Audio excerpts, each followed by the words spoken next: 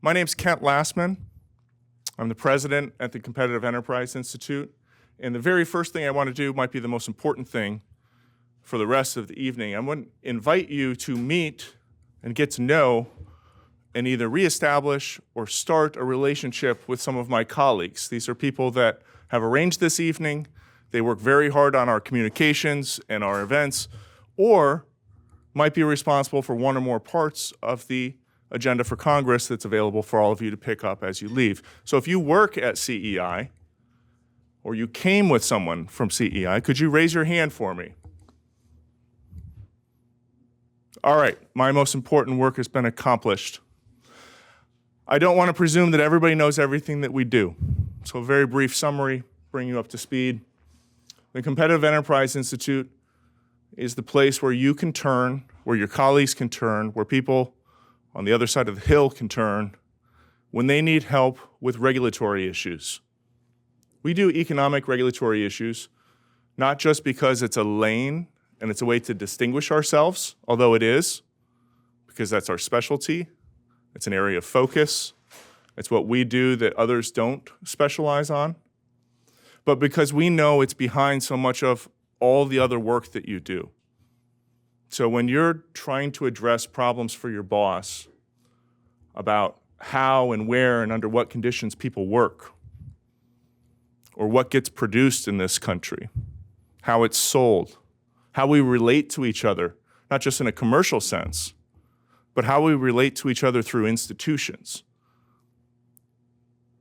You know that we are there helping you with all of those executive branch agencies, with the oversight, with the funding, with your understanding of the legal interpretations that have been coming like mad off of the hill across the way from the Supreme Court.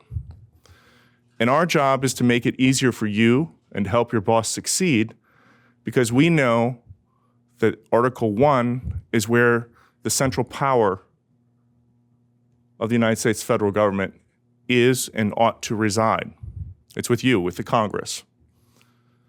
So today, we're rolling out a special product. We've been doing this now for 10 years. In 2015, we had our first agenda for Congress. We do this every 2 years as a new group of people, a new set of citizens come together to make law. What's different about the new agenda for Congress is not just the number 119 in the title.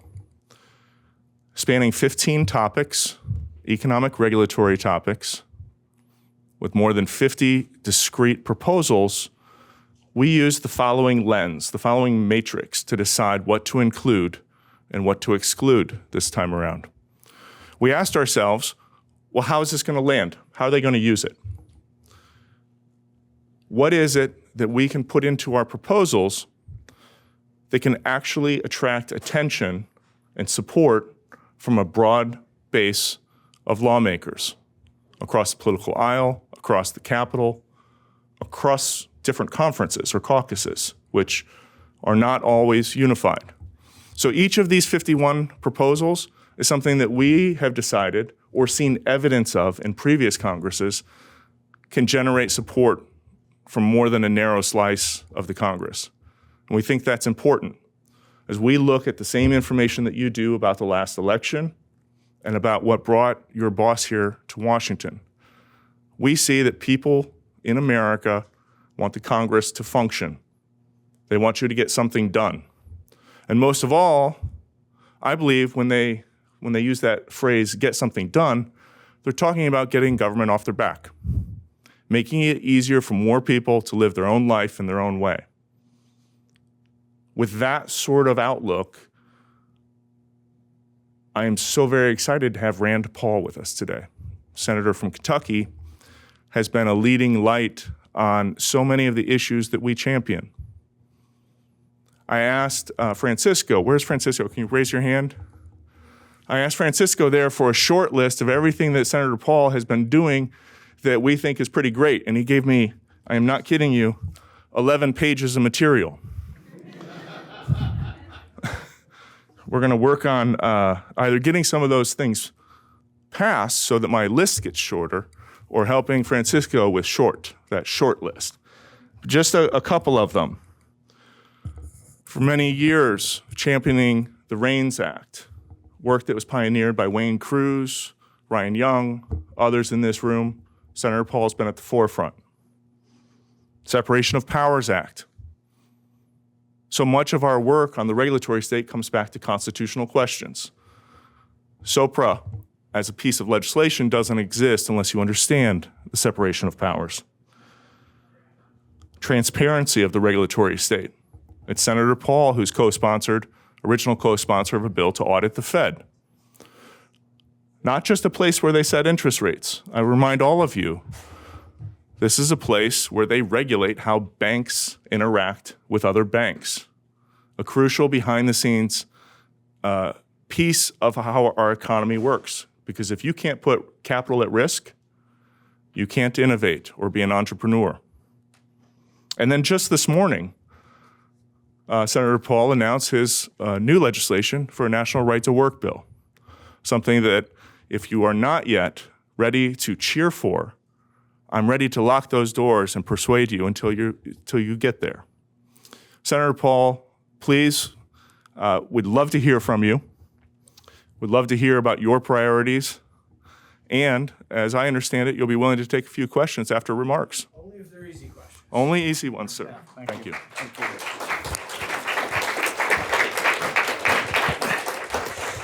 Anybody who's ever written a book aspires to be as popular as Thomas Paine. He sold 500,000 copies, and I think only about 2 million people lived in America at the time. Washington was so impressed with it, he had all the soldiers in the camps read Thomas Paine. And Thomas Paine wrote that government is a necessary evil. And I like telling that to students groups because I like to see the shock on their face. They're like, oh my goodness, aren't you part of government? Does that mean you're evil?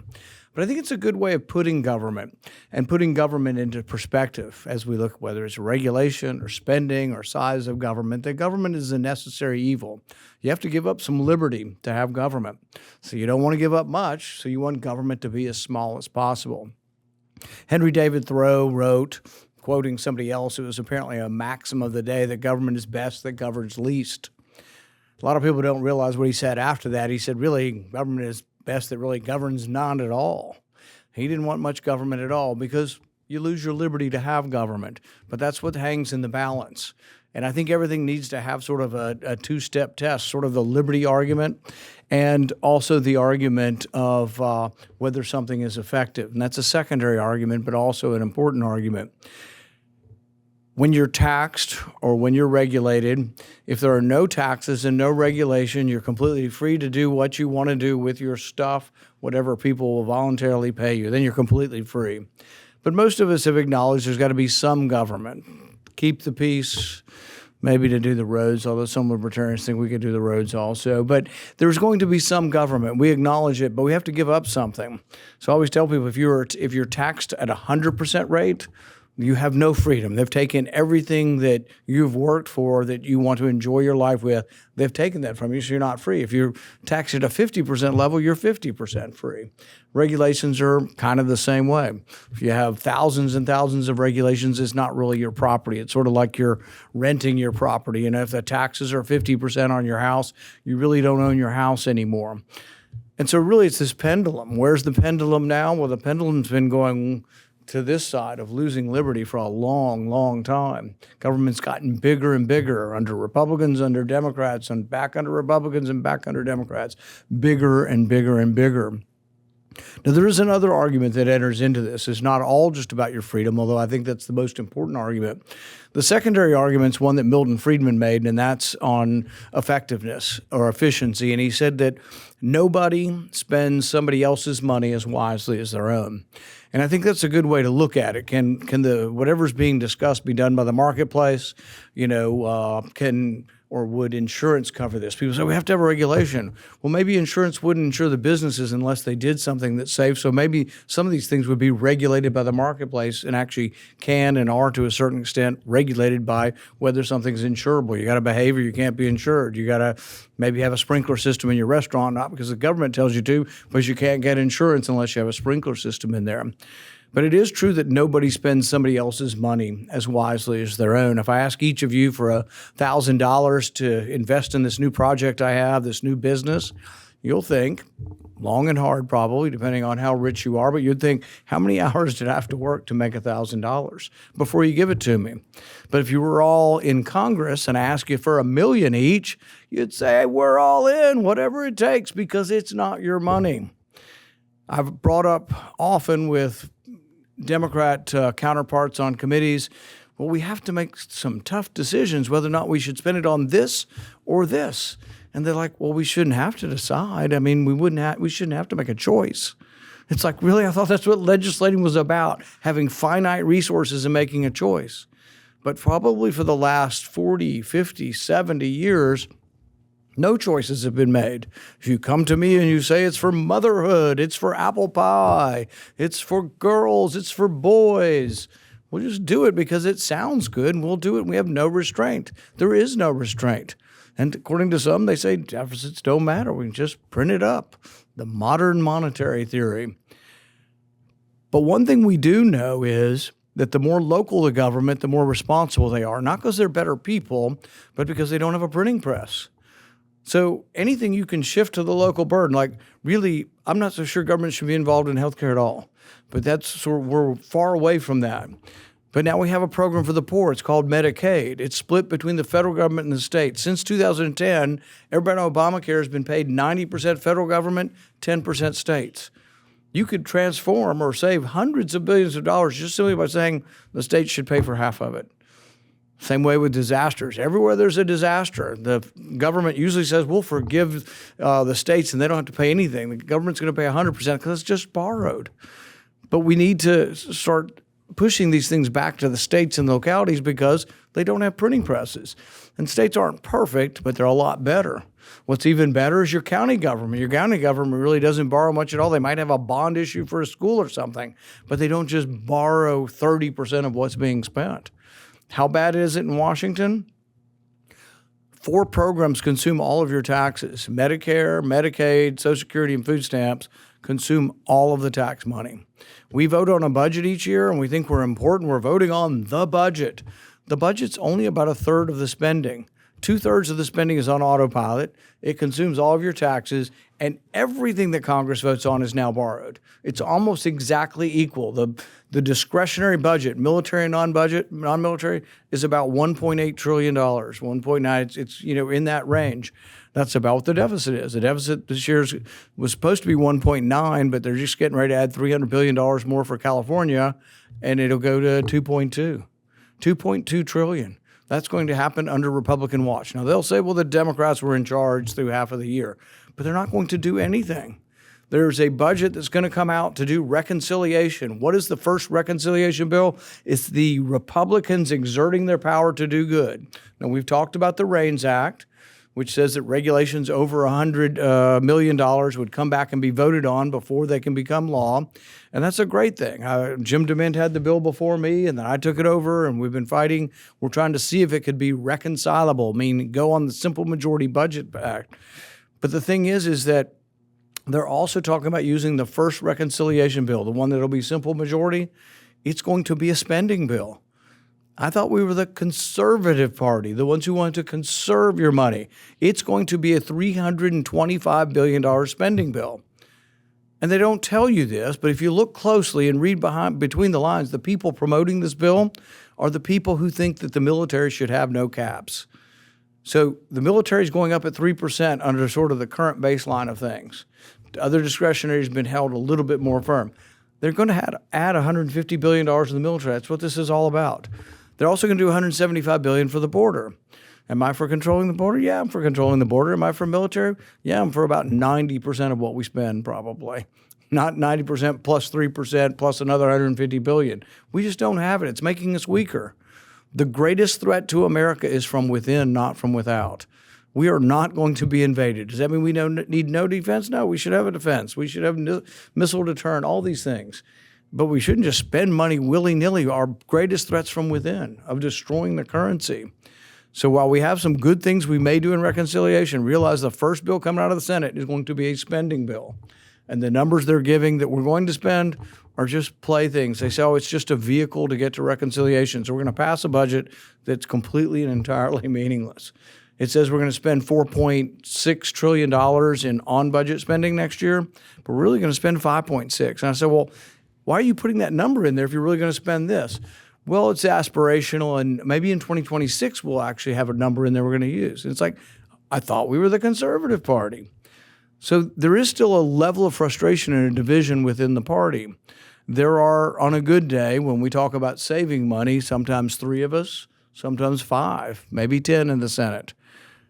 When I first ran, I said that Social Security was out of money and it was going bankrupt. I said, you got to raise the age. I mean, it's just obvious. You got to gradually start raising the age. 12 years ago, I offered a bill to gradually raise the age 3 months a year or 2 months a year for 20 years on everybody 55 and under, and it would have fixed 2/3 of the Social Security shortfall for 75 years. We didn't do it. We didn't do it. We didn't do it. Now, the actuaries say if they pass my bill, which I introduced in December as an amendment, it extends the life of Social Security 6 months. So before, 12 years ago, my proposal to raise the age would extend Social Security for 75 years and fix 2/3 of that shortfall. Now it gives you 6 months, but they won't do it. So I forced a vote on it. It's the first vote I've actually been able to get on extending the age. Everybody says, oh, it's the third rail, you'll be defeated. And it's like, then I'll go back and I'll do productive work again. I'll be back in the private sector. That'll be good. But I think it's actually not that unpopular. I think people are just kind of shrug and say, sure, it has to go up. And I'm not doing it because I hate old people. I aspire to be an old person. I'm well on my way. I want to collect my Social Security. I kind of hope it will buy something, but I wouldn't mind having some of my Social Security. I got 3 votes. Me, Mike Lee, and Cynthia Lummis were the only ones brave enough to say the age of Social Security should go up. So by all means, continue in the fight. Fight hard. Fight, with CEI on this. We are going to try very hard to see, but unfortunately we farmed out the decision on whether the REINS Act can be under the budget rules to somebody who's never been elected and you don't know their name. I don't know their name, actually. It's the parliamentarian will decide whether the REINS Act can be voted on or not. However, I will tell you, and this is inside baseball stuff, the Democrats pushed the limit of what they could stick into budgets. They think the rules have become more liberal and the parliamentarian has been more inclusive. So I think there is a chance we get REINS Act in there. And it will pass. It has a broad Republican support.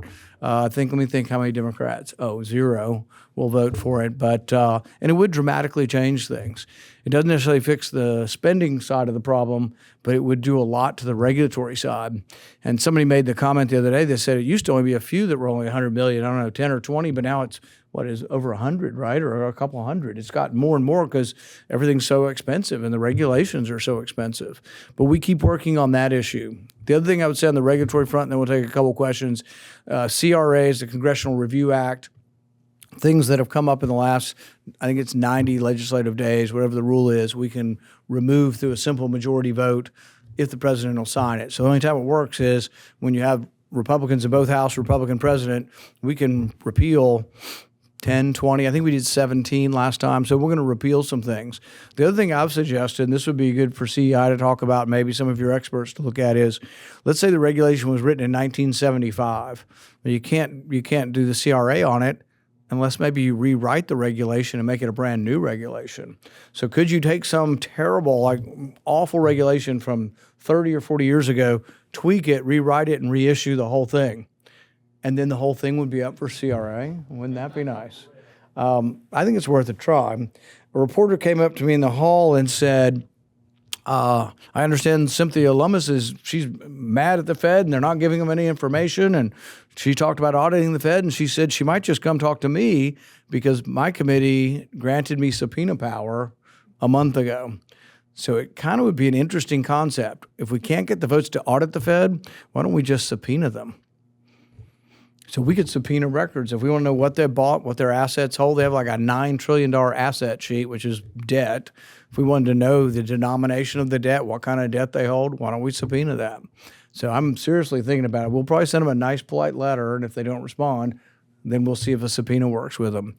We're subpoenaed on a lot of things right now, still on COVID records, because the government has not revealed who made the decision not to go to the safety committee on the money that went to Wuhan, and I'm going to find that out. We're going to get much friendlier people. Robert Kennedy has assured me he's going to have open books over there. Jay Bhattacharya is going to be in charge of NIH. Once again, great guy. Marty McCary at FDA. And there's going to be a lot of regulatory reform that's going to come out of FDA as well. But bottom line is we have to keep watching. The battle's not over. It isn't Republican versus Democrat. There are no Democrats that are fiscally conservative. There are no Democrats who want to get rid of regulations. That is true. But it doesn't mean every Republican is doing a good enough job to transform the country. And it's why before Trump, we'd get a Republican and not much would change sometimes. Trump, I don't agree with everything he's doing, but boy, is he a disruptor. And I've been having to contain myself and my wife, who's with me here today, from cheering on every time something happens, because he's done a lot of good things. But don't give up on the country. Don't give up on fighting with CEI for less regulation. And any way I can be of help, I'm always happy to help. Thank you very much.